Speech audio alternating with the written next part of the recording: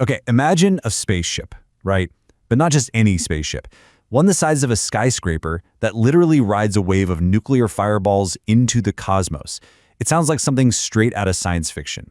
But for this brief, brilliant moment during the Cold War, it was a very, very real plan. Today, we are digging into Project Orion, the absolutely audacious, kind of terrifying, and maybe, just maybe, genius idea of an atomic spaceship. Yeah, what you're looking at here isn't an artist's fantasy. It's a declassified blueprint from the peak of the space race. And the concept, well, it was as simple as it was unsettling. You'd build a truly colossal ship, and you propel it by setting off a whole series of small nuclear bombs right behind it.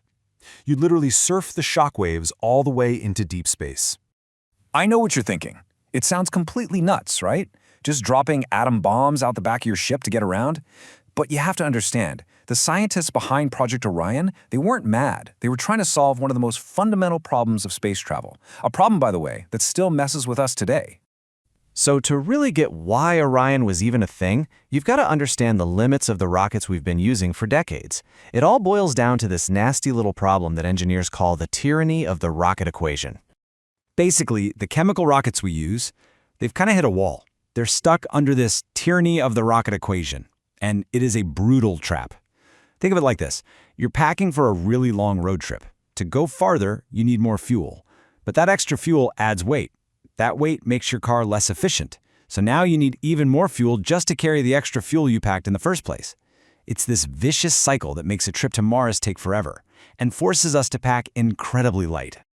The key number here, the one that matters most, is something called specific impulse, or ISP for short. The easiest way to think about it is like a car's fuel efficiency. It's miles per gallon for rockets. A higher ISP means you get way more oomph for every pound of fuel you burn. And if you want to seriously explore the solar system, you need an ISP that's drastically higher than anything a chemical rocket can give you. And this is where the mind-bending power of Orion just snaps into focus. A really, really good chemical rocket might have an ISP of, say, 450 seconds. Pretty good, right?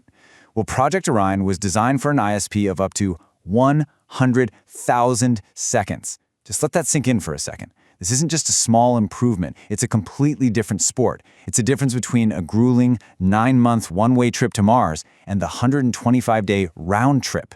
And not with some tiny little capsule, but with a ship the size of a city block carrying 150 people and thousands of tons of supplies. So, okay, the performance is just off the charts. We get that. But how on earth did they think they could make this work without just vaporizing the ship with the very first blast? Well, the answer is in some incredibly clever, totally counterintuitive engineering. Let's take a look at the blueprint. So the official name for this is external nuclear pulse propulsion.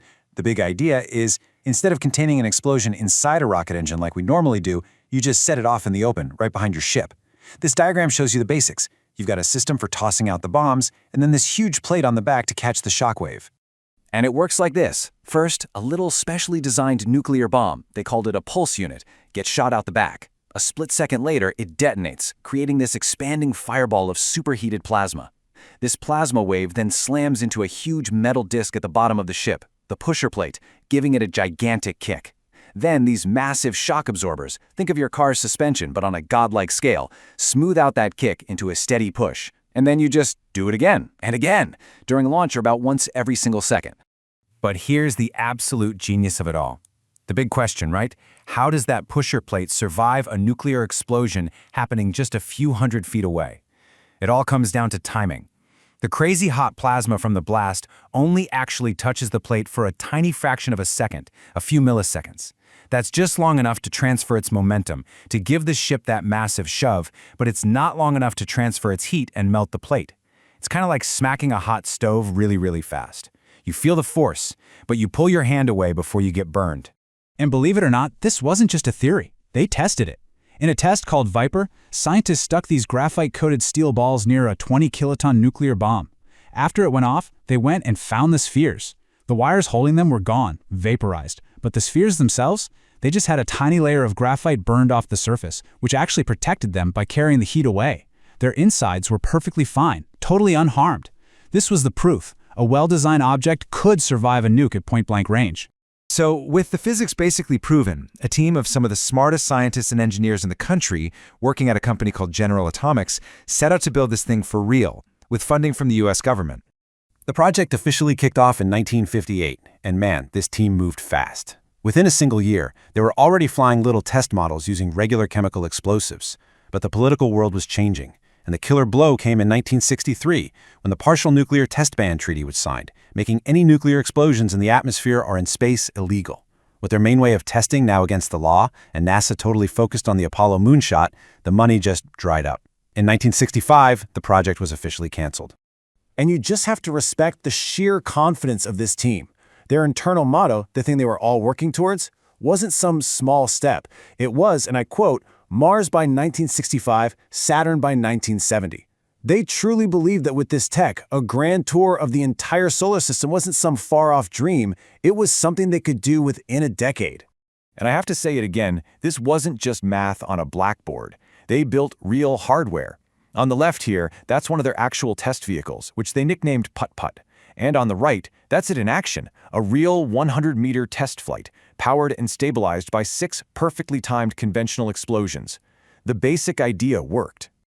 Now get this, over the entire 7 years of its life, from 58 to 65, the total amount of money spent on Project Orion was just $11 million. To put that into perspective for you, that's less than what it costs to make a single big blockbuster movie today. For that, they proved the physics, they built and flew prototypes, and they basically engineered a working path to the planets. It's just an incredible amount of progress for such a tiny investment. So here's the key takeaway, the most important thing to remember about all this. Project Orion didn't fail because the science was bad or the engineering was impossible. It wasn't a technical failure. The project was killed, plain and simple, for political reasons, specifically the Nuclear Test Ban Treaty. So, what's the legacy of this wild project? Was it just some dangerous relic of the Cold War we're lucky to be rid of? Or was it maybe an idea that was just way, way ahead of its time? Freeman Dyson, one of the truly brilliant physicists on the Orion team, he saw its cancellation as this huge turning point for humanity. He said, "This is the first time in modern history that a major expansion of human technology has been suppressed for political reasons." He really saw it as a moment where we willingly chose to put a powerful, world-changing technology back in its box. But, an idea this big never really dies. The work they did on Orion directly inspired the next generation of far-out concepts. Things like Project Daedalus, which was a plan to build an interstellar probe using tiny fusion explosions. And even today, engineers still talk about it, imagining what a modern Orion would look like, built with new materials and using smaller, much cleaner nuclear explosions with way less fallout. The fundamental idea that using nuclear pulse is maybe the most powerful and practical way to get around the solar system fast, that idea is still incredibly compelling. And all of this leaves us with a really tough final question. Project Orion is this stark trade-off, isn't it? It's immense power, incredible opportunity, balanced against undeniable risk and serious environmental concerns. So the question is, to truly explore the cosmos, to become a species that lives on more than one world, what risks should we be willing to take?